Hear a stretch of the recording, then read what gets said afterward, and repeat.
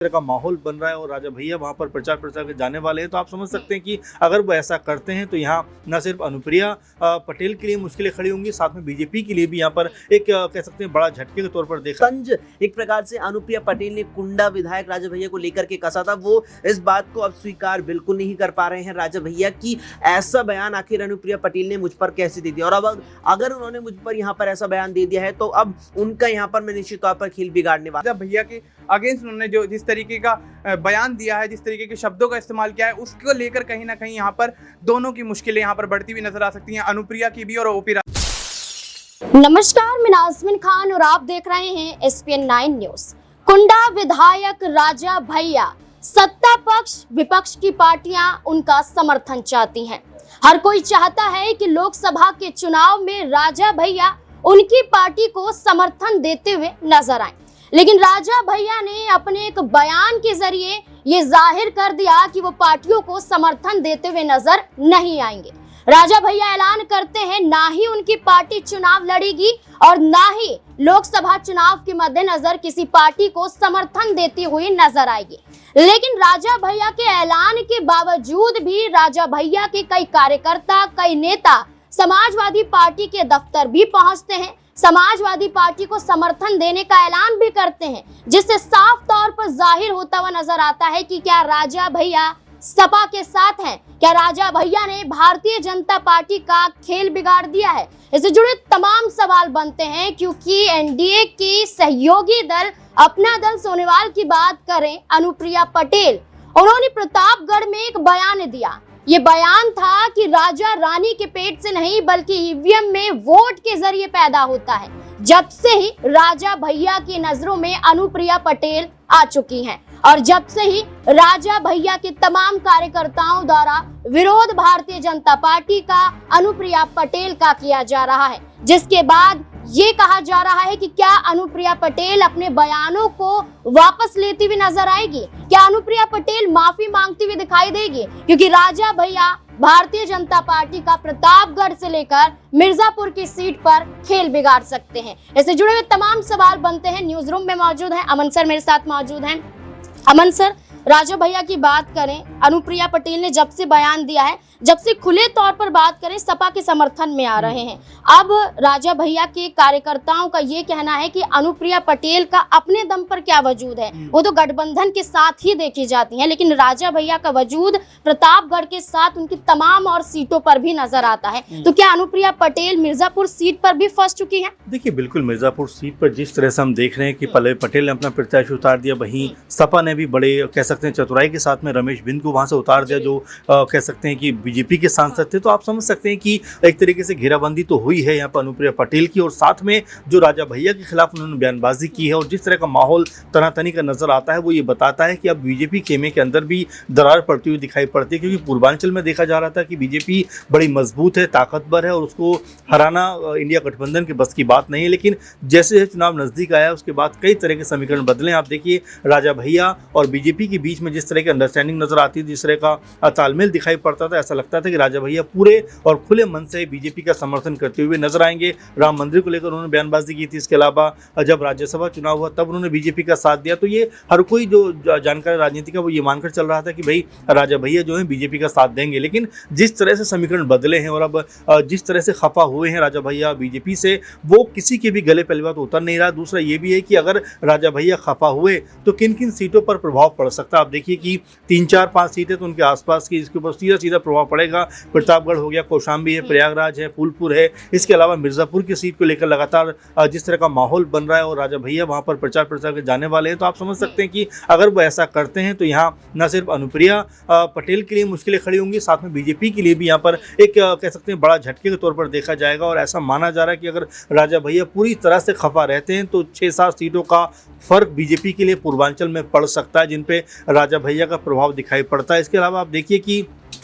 OP Rajbhar वैसा माहौल create नहीं कर पा रहे, संजय निषाद पूरी तरह से खामोश हैं। तो पूर्वांचल की जो राजनीति बीजेपी के लिए वो मुश्किलों जैसी दिखाई पड़ती है और जो ये मानकर चला जा रहा था कि वहाँ पर एक तरफा बीजेपी की जीत होगी, उसको तो कम से कम अब बीजेपी ने भी माना है, स्वीकारा है कि वहाँ पर अगर राजा भैया उनके साथ नहीं है तो उनके लिए मुश्किलें खड़ी होंगी। और राजा भैया खुले तौर पर कहा जाए तो अब सपा का साथ देते हुए दिखाई पड़ते हैं। तमाम कार्यकर्ता, उनके तमाम नेता जो इंडिया गठबंधन के प्रत्याशी, उनके पक्ष में एक माहौल बनाते हुए दिखाई पड़ रहे हैं। तो आप ये मानकर चलिए कि यहाँ से बीजेपी को घाटा होता हुआ नजर आ सकता है। और अगर ऐसा हुआ तो वाकई में जो हम कह रहे हैं कि विरोध जो अगर वोटों में तब्दील हुआ तो यहाँ पर इंडिया गठबंधन को फायदा हो सकता है कुछ सीटों का, और साथ में यहाँ बीजेपी को नुकसान देखने को मिल सकता है। बीजेपी को नुकसान यहाँ पर कहीं ना कहीं देखने को मिल भी सकता है, क्योंकि मिर्जापुर सीट की बात करें तो इस सीट पर जहां अनुप्रिया पटेल तीसरी बार चुनाव लड़ती हुई नजर आ रही हैं, तो वहीं समाजवादी पार्टी ने प्रत्याशी का बदलाव तो किया, लेकिन भारतीय जनता पार्टी के ही सांसद को मैदान में उतार दिया, रमेश बिंद को, जिसके बाद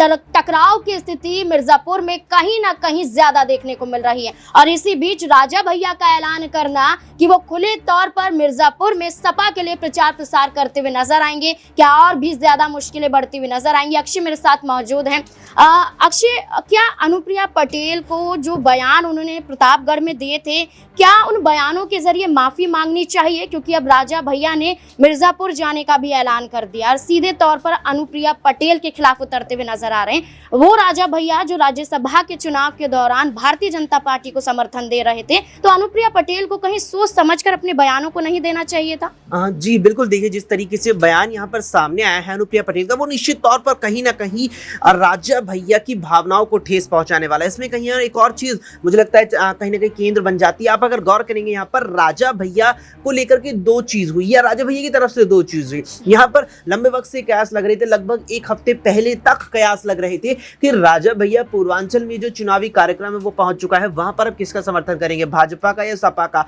और एक मीटिंग पहले तो राजा भैया ने अपनी पार्टी की, जिसके बाद वो ये साफ करते हुए नजर आए कि मैं किसी का समर्थन नहीं करूंगा, मैं यहाँ पर न्यूट्रल रहूंगा, लेकिन कार्यकर्ताओं को आजादी है कि वो जिस किसी भी दल नेता के साथ जाना चाहे जा सकते हैं। इसके अलावा बेंगलुरु में केंद्रीय गृह मंत्री अमित शाह से उनकी मुलाकात थी। आप अगर यहाँ पर गौर करेंगे तो केंद्रीय गृह मंत्री अमित शाह से मुलाकात के बाद राजा भैया ने यहाँ पर अपने जो तेवर हैं वो तल्ख किए हैं अनुप्रिया पटेल को लेकर के। वही अनुप्रिया पटेल का जो भाषण था कि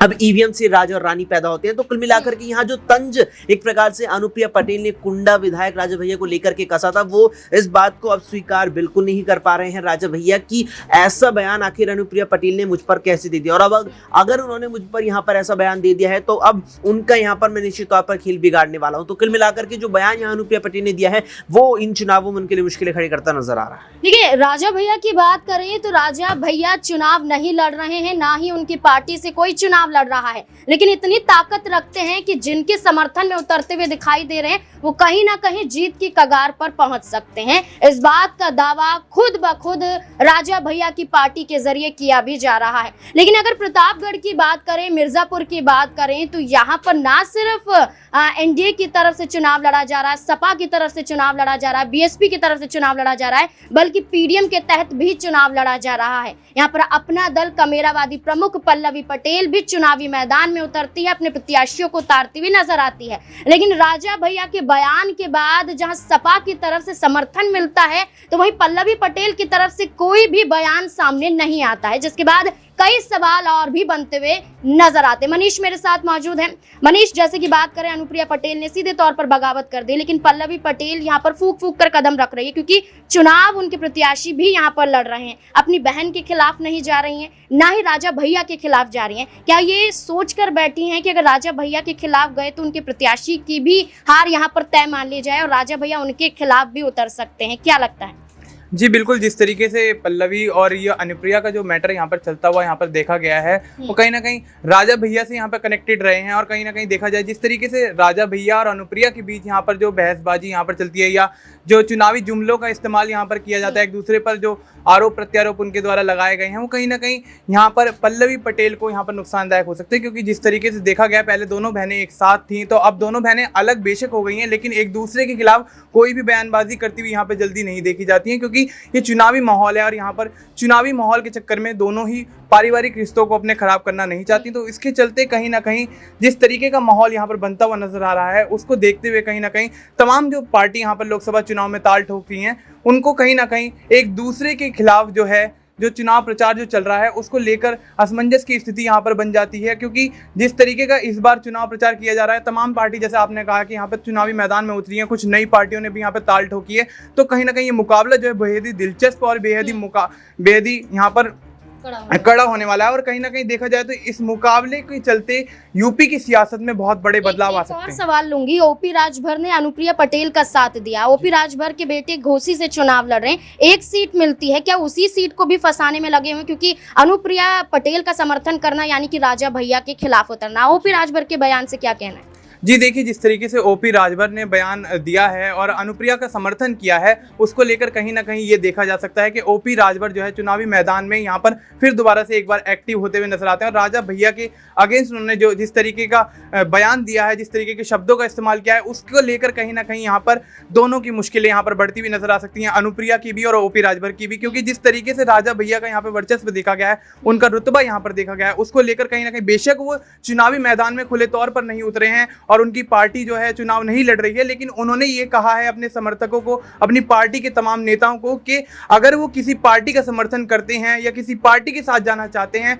तो वो इस बात पर कोई भी ऑफिशियल स्टेटमेंट नहीं देंगे, ऑफिशियल कोई राय नहीं देंगे। तो कहीं ना कहीं ये देखा जा सकता है राजा भैया खुद मैदान में ना उतरकर अपनी पार्टी के माध्यम से दूसरे जो राजनीतिक दल हैं उनके साथ यहाँ पर मुकाबला करते हुए देखे जा रहे हैं। देखिए, बिल्कुल राजा भैया खुद सामने नहीं आ रहे हैं, लेकिन समर्थन सपा का कहीं ना कहीं करते हुए अपने कार्यकर्ताओं के जरिए देखे भी जा रहे हैं। लेकिन अब यही देखना होगा कि मिर्जापुर में राजा भैया की मौजूदगी अखिलेश यादव के साथ देखने को मिलेगी, तो क्या अनुप्रिया पटेल मिर्जापुर से जो चुनाव लड़ रही हैं कोई अपना बयान देती हुई नजर आएंगी, या अपने बयानों से पलटती हुई नजर आएंगी, या फिर माफी मांगती हुई नजर आएंगी? तमाम मुद्दों पर अब यहाँ पर सियासत लगातार गर्माती हुई नजर आ रही है। इस मुद्दे को लेकर अब आपकी क्या राय है, कमेंट सेक्शन में जरूर बताएं। देखते रहे SPN9 न्यूज। धन्यवाद।